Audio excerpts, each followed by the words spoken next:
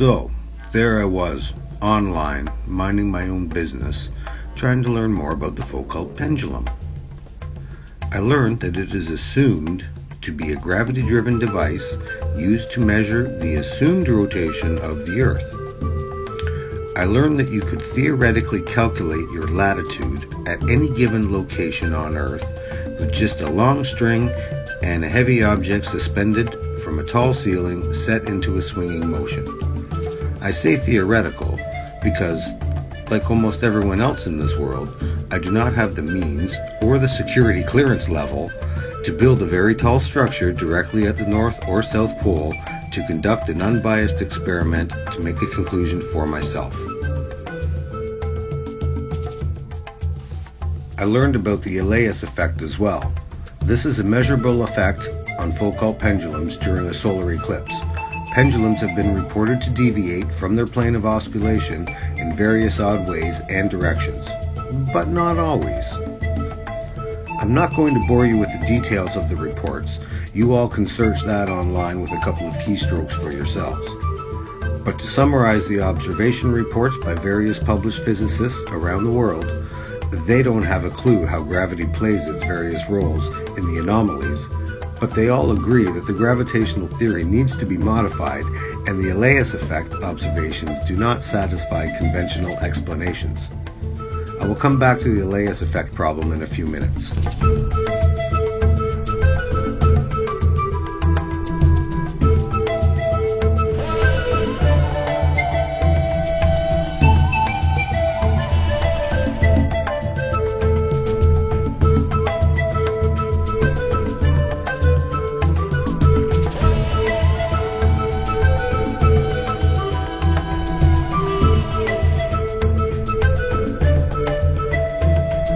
So, during my quest for knowledge about the Foucault pendulum, I think I might have stumbled onto a couple of tidbits of insight into the inner workings of the Foucault pendulums that have been used for scientific study and research and are currently in operation at universities, museums, and major shopping centers worldwide for almost 7 decades.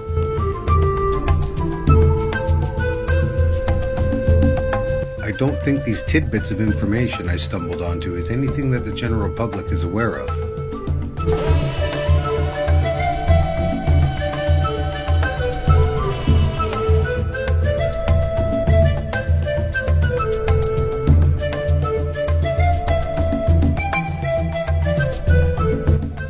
I thought it would be a good idea to start from the beginning and look into the manufacturers of the Foucault pendulums around the world.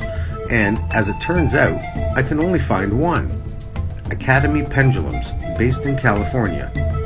Furthermore, they appear to have a monopoly on the Foucault pendulum business with a whopping 122 installations worldwide, starting as far back as 1951 through till 2011. There are more pendulums installed since 2011, but there is still only one manufacturer, so I'm pretty sure it is still a monopolized industry.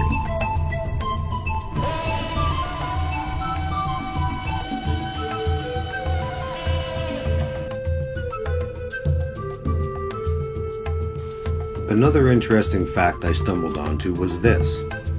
All of the Foucault pendulums worldwide that have been used as a scientific representation of the Earth's assumed rotation are all electronically controlled using magnets with a carefully timed kick, as the company states, to keep the pendulum in motion. That's right, a carefully timed kick to keep the pendulum in motion.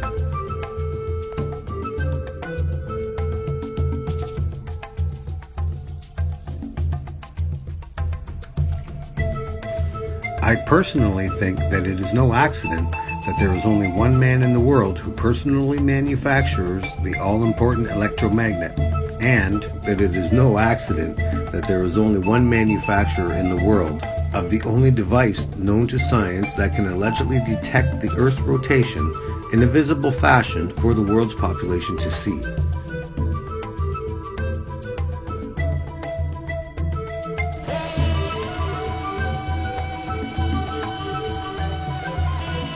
This guide for docents that comes with the pendulum package tells you how to talk to visitors at their level.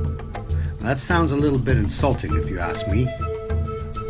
They also say here to stay away from the more technical aspects of how the pendulum works. Unbelievable. They are teaching the docents to avoid talking tech with the public. Well, I don't think there's a problem with tech talk with the public, unless maybe they don't want any unnecessary questions being raised. Questions like, does the magnetic drive system on the pendulum assist in its rotation?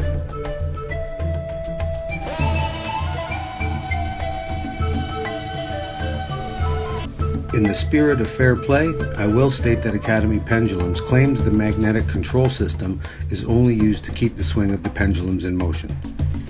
I think you know where I stand on that issue, but I digress.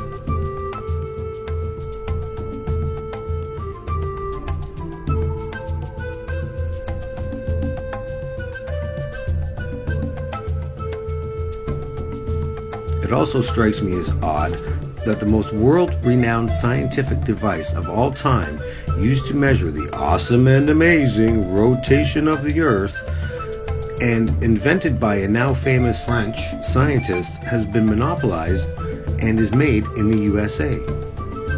Seems weird. A full list of Foucault pendulums to date is available from Wikipedia online.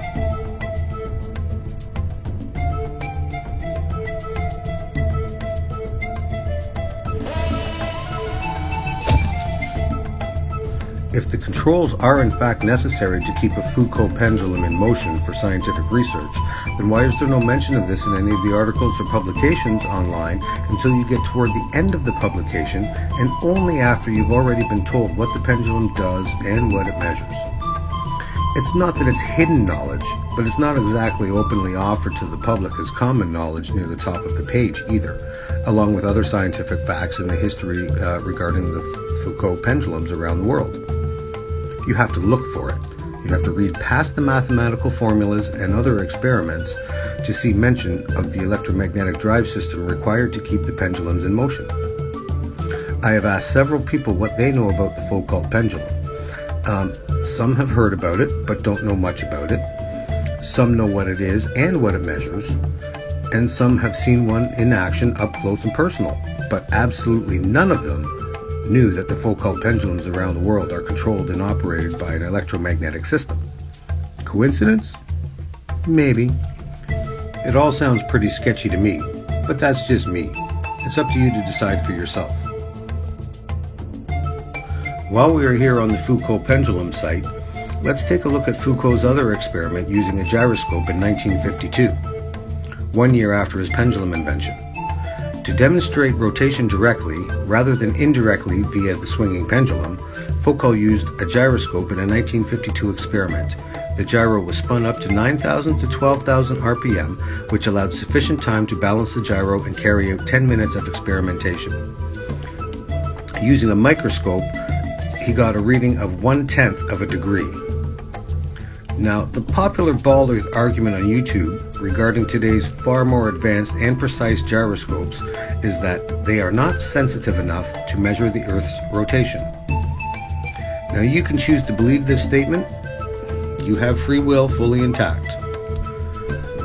But I would trust today's high-tech gyros manufactured using computer-controlled machinery to produce high-quality, high-precision, balanced parts rather than a gyro handmade by a guy using nothing but 1800s technology and an assumed high level of craftsmanship.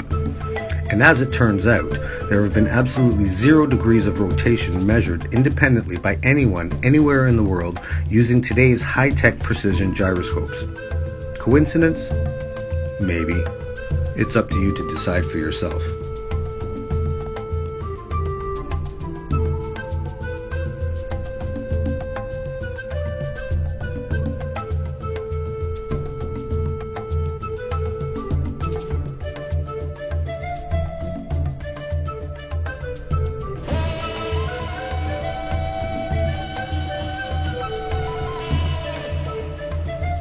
We will be right back to end this video after a quick message from our sponsors.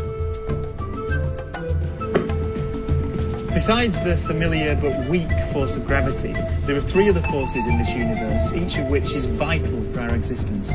Now, it may not seem obvious, but the force that holds these bubbles together is the same force that allows this flame to burn, electromagnetism. It's the force that allows us to push and pull things, the force that allows us to see everything. Let's look at what we know. We know that the Foucault pendulums are controlled with electromagnetic intervention by design, and we know that our natural world is dominated by electricity and the power within. Now, if we add in what we know about the Elias effect and other unexplained anomalies with the Foucault pendulums during solar eclipses, things start to make sense. We know that electronics and even entire power grids can crash during such solar events. So there is definitely a connection between solar eclipses and the Earth's electromagnetic field. So it seems possible to me that the Foucault pendulum's electromagnetics and/or control systems may be affected by the disruption of the Earth's electromagnetic field when the moon passes in front of the sun.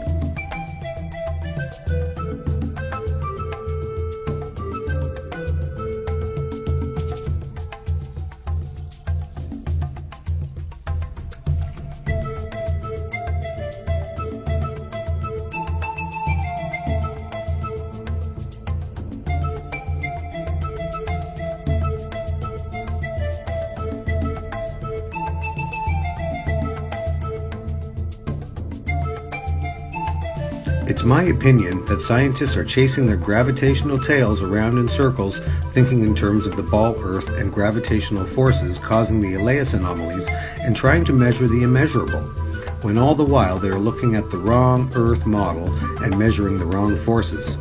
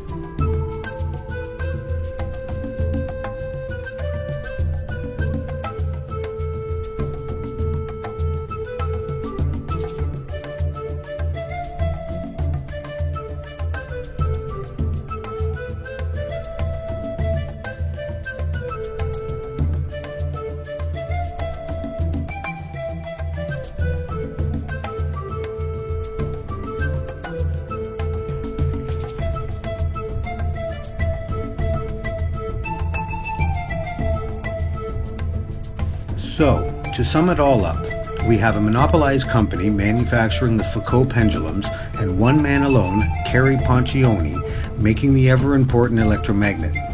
The company does not wish for docents to talk with the public about the technical aspects of the pendulum, and, although not really hidden, one would have to read well past the basic functions of the pendulums and past other inventions and scientific studies involving them before they would ever hear anything about the electromagnetic drive system of the Foucault pendulums.